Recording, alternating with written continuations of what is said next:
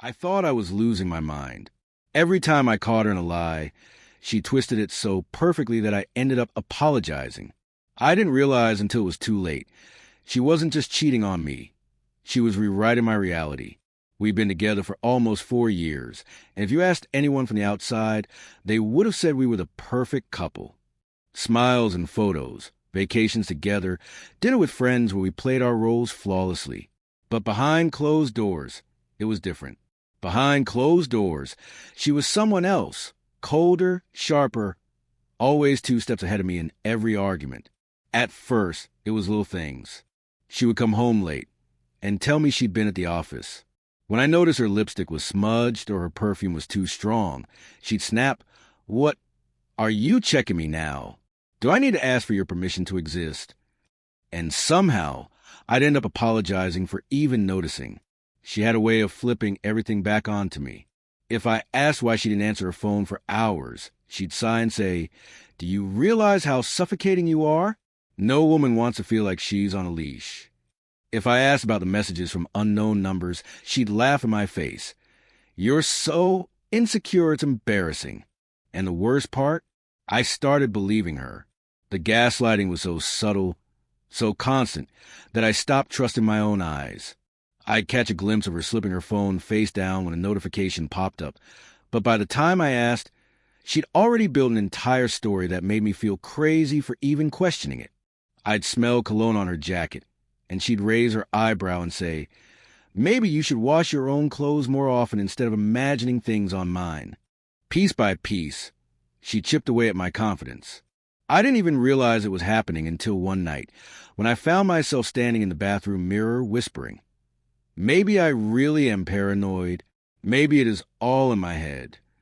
But deep down, something in me knew.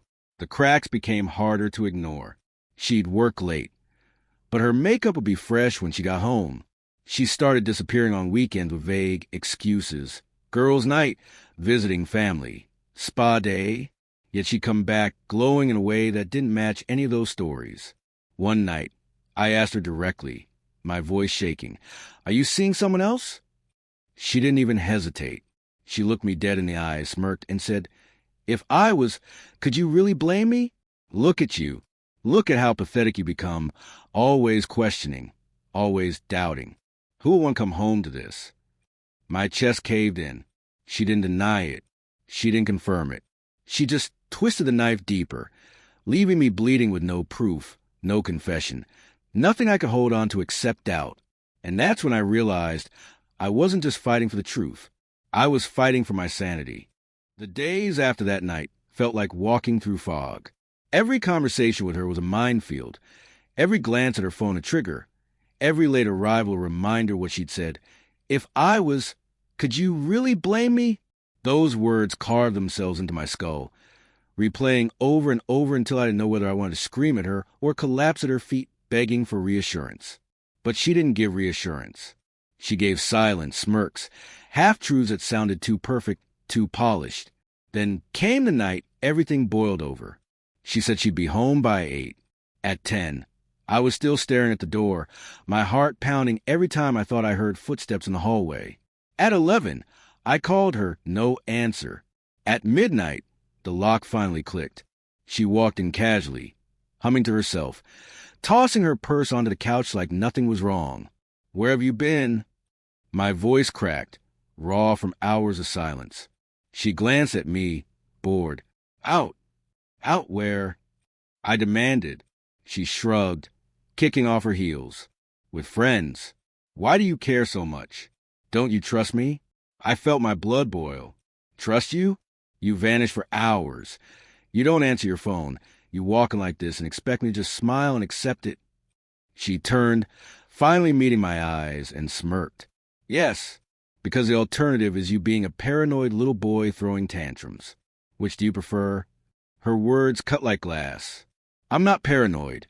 I snapped. "I'm asking because I care, because I deserve to know where you are." She laughed. A sharp, cruel laugh that made my chest ache. "Deserve? You think you deserve answers? Who do you think you are? My father? My warden? No, you're just a man lucky enough that I come home at all." And instead of being grateful, You interrogate me like I'm your prisoner. My hands trembled. I'm not interrogating you. I'm trying to save us. I feel like you're hiding something. She rolled her eyes, walked past me into the kitchen, and poured herself a glass of wine like I wasn't even there. God, you sound pathetic. Always crying, always begging, always suspicious. Do you know how unattractive that is? She sipped her wine slowly, deliberately, letting the silence crush me before she added, if I wanted someone weak, I wouldn't have to look far. But if I wanted someone strong, well, maybe that's why I go out. The implication hit me like a knife. So you're seeing someone else. I whispered, my voice trembling. She set the glass down and looked at me coldly. You're hearing what you want to hear. If I say yes, you'll fall apart. If I say no, you'll call me a liar. Either way, you'll cry. And frankly, I'm tired of your tears. I felt my chest collapse. I sank into the chair, burying my face in my hands. Why are you doing this to me? Why can't you just tell me the truth? She walked over, crouched in front of me, and lifted my chin with her finger. Her eyes were sharp, her smile cruel. Because the truth isn't what you want. The truth is that you're weak. The truth is that I can do better. The truth is that I could leave you tomorrow and find someone who actually makes me feel alive. But you'd still crawl back. You'd still beg. Because you love me more than you love yourself. Tears blur my vision. That's not love, I whispered. She leaned closer, her lips brushing my ear, her voice low and poisonous. It's exactly love. It's the kind of love that makes you my prisoner. And the best part? You put the chains on yourself. I froze. My body shook. And for the first time, I realized she wasn't just cruel. She was enjoying this. Every tear, every tremor, every ounce of pain she saw in me fed her, made her stronger. And the terrifying part? She was right. I couldn't walk away. Not yet. The next morning, I sat at the kitchen table with my head in my hands, staring at the untouched cup of coffee going cold in front of me. My body was drained, my eyes swollen from another night without sleep, but inside, a storm raged. I couldn't keep doing this, living in limbo, drowning in her silences, choking on her smirks. When she finally walked into the room, her hair perfectly done, makeup flawless, looking like she hadn't lost a single minute of sleep, something inside me snapped. We need to talk, I said, my voice rough. She glanced at me over her shoulder while pouring juice into a glass. About what this time? Another round of your paranoia. I clenched my fists under the table. No, about us. About whether there even is an us anymore. That made her pause. She set the glass down slowly, turned, and leaned against the counter, arms crossed. Her eyes locked on mine, cold, sharp. Go on, she said. This should be entertaining. My throat tightened, but I forced the words out. I can't live like this anymore. The lies, the late nights, the constant feeling that I'm losing you every time you leave the house. If you want to be with him, then go.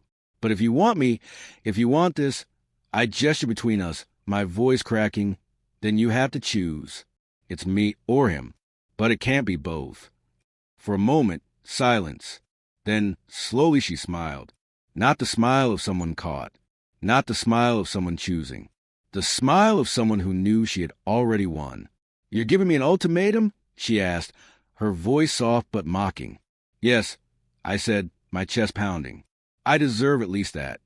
She walked toward me, each step deliberate, until she was standing right in front of me. She leaned down, placed her hands on the table, and whispered in my ear, and what if I don't choose? My heart stopped. I looked at her, stunned. What? She straightened, her smile growing wider. What if I don't choose? What if I keep both? What if I keep you for your loyalty, your safety, your desperation, and him for his fire, his danger, his passion? What will you do then? My stomach twisted violently. Then I'll leave, I whispered. She laughed, loud and sharp, like I had just told the funniest joke she'd ever heard. Leave? You? Don't make me laugh. You can't even go a night without begging me for answers. You crumble every time I look at you. You say you'll leave, but we both know you won't. You love me too much. You're addicted. Her words cut deep because I knew, on some level, she was right. I sat there, frozen, my hands trembling on the table. She crouched down so our eyes were level, her gaze piercing mine. You think ultimatums make you strong? No, ultimatums are desperate. They're the last resort of a man who knows he's already lost. And you lost me a long time ago. Now you're just clinging to the pieces. Tears stung my eyes. So all these years, all this time, it meant nothing to you? Her expression softened, but only for a moment, and it was worse than cruelty. She reached out, stroked my cheek gently, and whispered, "It meant exactly as much as I needed it to. You gave me what I wanted when I wanted it. But now I want more. And if you can't give me that, why would I settle?" I pulled away from her touch, my whole body shaking. "You can't keep doing this. You can't keep breaking me down like this."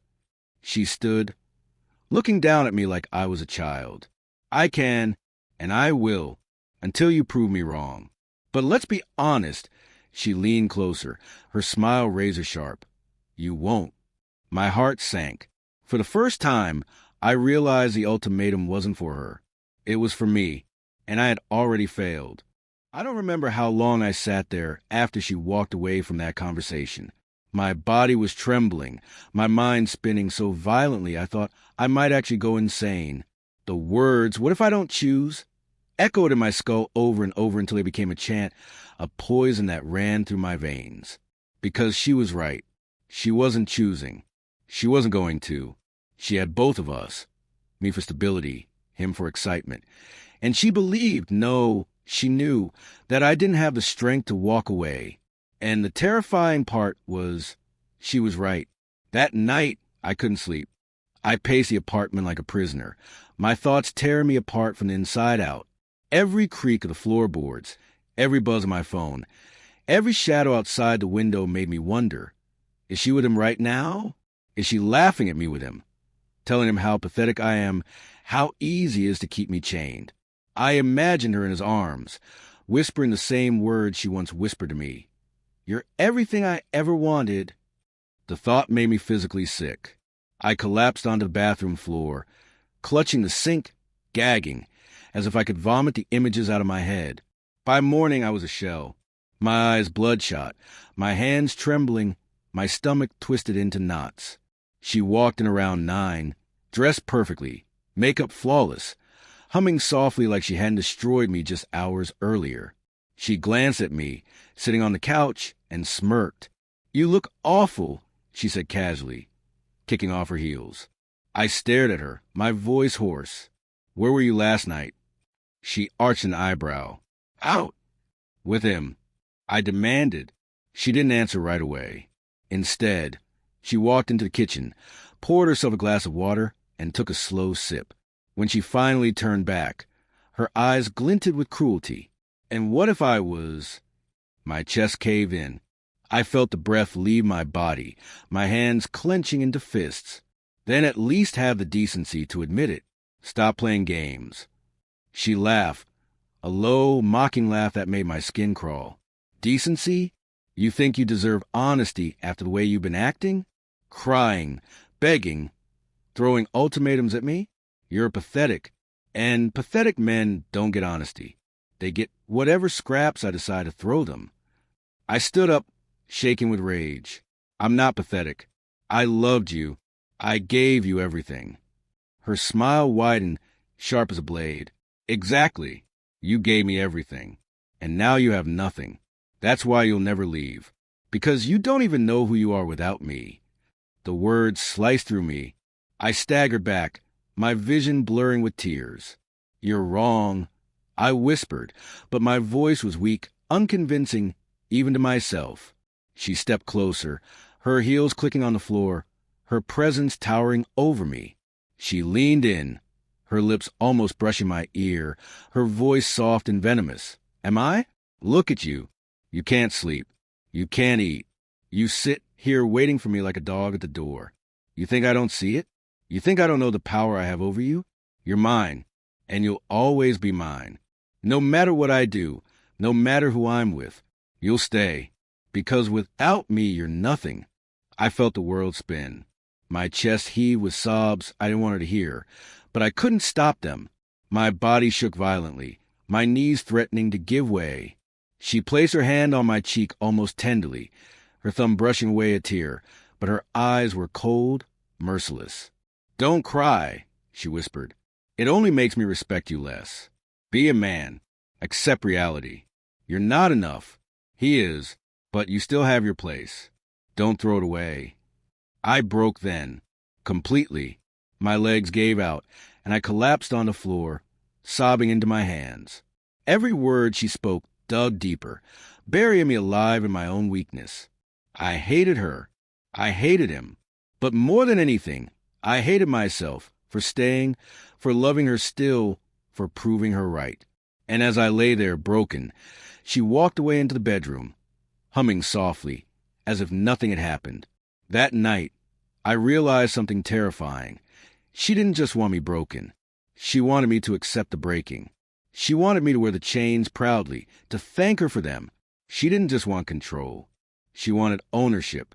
And the worst part? A piece of me still couldn't imagine life without her. The next few days blurred into one long, gray nightmare. I went to work on autopilot, barely able to focus. My colleagues asked if I was okay, and I lied through a weak smile. At home, I wandered from room to room like a ghost, her voice echoing in my head. "Without me, you're nothing." But somewhere beneath the exhaustion and despair, a spark was flickering, a small, angry voice whispering, "You're not nothing. You're not crazy. This isn't love." It was faint, but it was there, the first sign that maybe I could still fight. On the third night, I sat at the kitchen table, staring at my phone. Her name was on the screen, her messages flooding in one after another, each one more venomous than the last. "You'll come back. You always do. He makes me feel alive. You just drag me down. You're embarrassing yourself. Everyone knows you're weak." My thumb hovered over the block button. My heart pounded. My hand shook. And then I pressed it. For the first time in years, I blocked her number.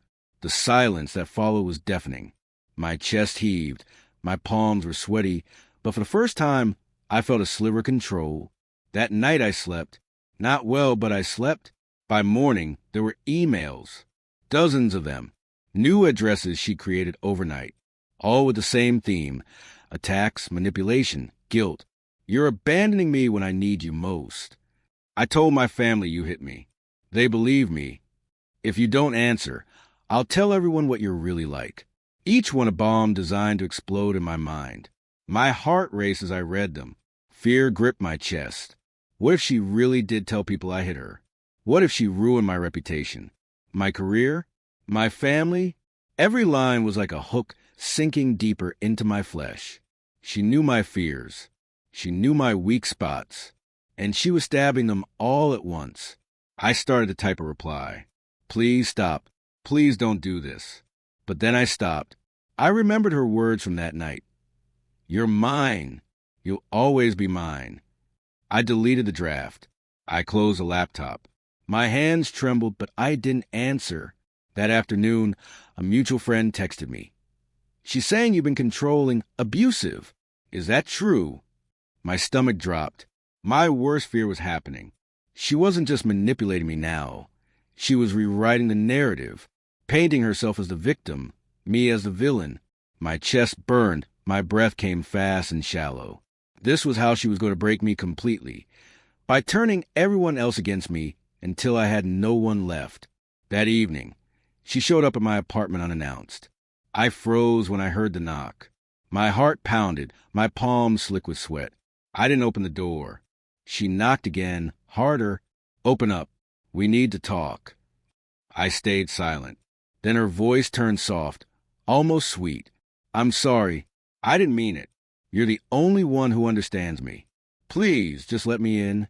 I closed my eyes, pressed my forehead against the door. Her voice, her words, they were like a drug, and I could feel the craving start all over again. She alternated between threats and apologies, venom and honey, tearing me down and then offering to build me back up if only I'd let her in. It went on for almost an hour. My whole body shook, my mind a storm of rage, fear, and longing. Part of me wanted to open the door. Part of me wanted to scream. But I stayed still. Finally, she stopped knocking. Silence. I waited breathless. Then footsteps fading down the hall. I sank to the floor, my back against the door, trembling violently. Tears streamed down my face. But beneath the tears there was something else. Something like clarity. For the first time, I could see her tactics for what they were. Manipulation, control, power. And for the first time, I thought, maybe I'm not crazy. Maybe I'm not weak. Maybe she's just a predator, and I've been her prey. It wasn't victory. Not yet, but it was the first crack in her grip. And sometimes, a crack is all you need to start breaking free. The next few days felt like living in the eye of a storm. The chaos hadn't ended, not even close, but there was a strange kind of calm in me, a clarity I hadn't felt in months. For the first time, I was seeing her for what she really was. Not a lover, not a partner, but a manipulator. A predator who fed on my weakness. And yet, the addiction was still there. Every morning I woke up expecting her message, her knock, her voice. Every silence felt like withdrawal. Every moment alone a test of willpower. I told myself, over and over, don't answer. Don't let her in. But it was like telling a drowning man not to breathe water. On the fourth night, just as I started to believe she might finally be done with me, I heard the knock. 3 sharp raps on the door, confident, deliberate. My heart dropped. I didn't move. Then came her voice. Calm, smooth, sweet. It's me. Please, just talk to me. I closed my eyes, pressing my back against the wall. I know I've hurt you, she continued. I know I said terrible things. But you have to understand, I was angry. I was scared. I don't want to lose you. You're the only one who really knows me. Her tone was gentle, apologetic, the exact opposite of the venom she poured into me days before. And damn it, my chest ached hearing it. My hands shook. My body wanted to believe her. I whispered to myself, don't do it. Don't open the door. But she didn't stop. She shifted tactics effortlessly, her voice cracking as though she was crying. I made mistakes, but who doesn't? You're not perfect either. You doubted me, accused me, made me feel like a criminal in my own home. But I forgave you, didn't I? Because I love you, and love means forgiveness. My stomach twisted violently. Forgiveness. She was using the word as if she was the victim, as if all of this was somehow my fault. I bit my lip so hard it bled, trying to stay silent. Then her tone hardened. But maybe you don't love me anymore. Maybe you'd rather throw away everything we had. Maybe you'd rather see me suffer, alone, abandoned. Is that the kind of man you want to be? Her words sliced deep. My chest heaved, my breath ragged. I could feel the old chains wrapping around me again. Guilt, fear, shame, and then suddenly silence. Minutes passed. No more knocking, no more words. Just silence. I thought she was gone, until I heard the faint sound of keys. My blood froze. She still had a copy. The lock clicked. The door creaked open. She stepped inside like she owned the place, her perfume flooding the room. My body screamed at me to run, to shout, to throw her out, but I was frozen. She walked slowly toward me, her heels clicking on the floor, her eyes locked on mine. You look terrible, she said softly. Let me fix this. Let me fix us. She reached out, her hand brushing my cheek, tender, gentle, the same hand that had pointed at me days ago and called me pathetic. My whole body trembled. Part of me wanted to shove her away. Part of me wanted to collapse into her arms. You don't have to fight me, she whispered. It's easier if you just let go. Stop resisting. Stop pretending you can live without me. You can't. We both know you can't. Her lips hovered inches from mine. My heart pounded, my mind screaming in 1,000 directions. And then, in that split second, something snapped inside me. I grabbed her wrist, pulled her hand away from my face, and whispered through clenched teeth, No, not this time. Her eyes widened, not with fear but with rage. She ripped her hand free, her mask slipping for the first time. You think you can resist me? You think you can walk away after everything? No one leaves me. No one. She spat the words like a curse, her voice trembling with fury. I stood, my knees weak, but my voice steadier than had been in months. Watch me. For the first time, it wasn't me who broke. It was her. Her face twisted, her eyes narrowing with hatred. She grabbed her bag, slammed the door so hard the walls shook, and stormed out. The silence that followed was different this time. It wasn't suffocating. It wasn't empty. It was clean. For the first time in months, I felt like I had taken back something she thought she owned forever. My choice. But deep inside, I knew she wasn't finished. Not yet. And the next time she came back, it wouldn't just be words. The days after she stormed out were the quietest my apartment had ever been. For once, the silence didn't feel like chains. It felt like oxygen. I could breathe again, even if every breath still hurt. I started to believe maybe, just maybe, it was finally over. But I was wrong. On the fifth night, the storm returned. I was sitting on the couch, staring blankly at the TV, when the knock came. Not gentle, not calm, loud, angry, demanding. My chest tightened. I didn't move. Then her voice cut through the door, sharp and venomous. Open the door. I know you're in there. I stayed silent. Another knock, harder this time. You think you can ignore me? After everything I've given you? After everything I've done for you? I clenched my fists. Everything she's done for me. The irony almost made me laugh. Then her tone shifted, softening into sweetness like melted sugar. Please, don't shut me out. We can fix this. You and me, we can start over. Forget the past. Just let me in. I almost broke. God, I almost did. My body still craved her like poison in the veins. But then I remembered. The nights I cried into my hands while she laughed. The words she spat at me. Without me, you're nothing. The smirk on her face when she told me I was just a placeholder. I whispered to myself, no, not again. The knocking stopped. Silence. Then, suddenly, the sound of the lock turning. She still had the spare key. The door swung open. She stepped inside, eyes blazing, her smile sharp and dangerous. There you are, she said, slamming the door behind her. She walked straight toward me, her heels hitting the floor like gunshots. You think you can just throw me away, she hissed. After everything? After I gave you years of my life. I stood, my legs shaking but my voice steady. You didn't give me your life. You took mine, piece by piece, and I'm taking it back. Her eyes narrowed, her lip curling in disgust. Taking it back? Don't be ridiculous. You can't live without me. You wouldn't last a week. You're weak.